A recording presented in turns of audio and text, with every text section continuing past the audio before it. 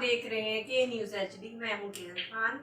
चलते हैं आज की अहम खबरों की तरफ। रुक करेंगे साहिवाल का, जहां से रिपोर्ट कर रहे हैं हमारे नुमाइंदे शान अहमद। चंद नाम नेहाद सहाफ़ियों की स्टैंड मालकान से भत्ता न देने पर फर्जी कार्रवाई। तफसीलात के मुताबिक चंद दिन से मुसलसल सोशल मीडिया पर खबरें वायरल की जा रही थीं कि DHQ स्टैंड मालकान ओवर चार्जिंग वसूल कर रहे हैं, जिसको देखते हुए के न्यूज़ चैनल इंटरनेशनल की टीम ने मुसलसल कई दिन चेकिंग के बाद खबर नशर की थी कि ये खबरें झूठी और बेबुनियाद हैं, जिस पर स्टैंड मालकान ने बयान दिया था कि हमारे पास एक मुलाजिम था जो ये हरकतें करता था।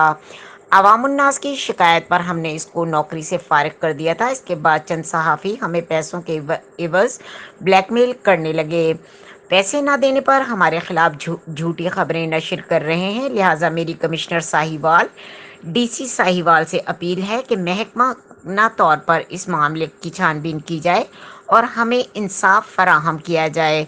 हम अपने खून पसीने की कमाई को रिश्वत में नहीं दे सकते। मजीद खबरों और अपडेट के लिए हमारे साथ रहिएगा। तब तक के लिए अपना ख्याल रखिएगा। अल्लाह हाफिज।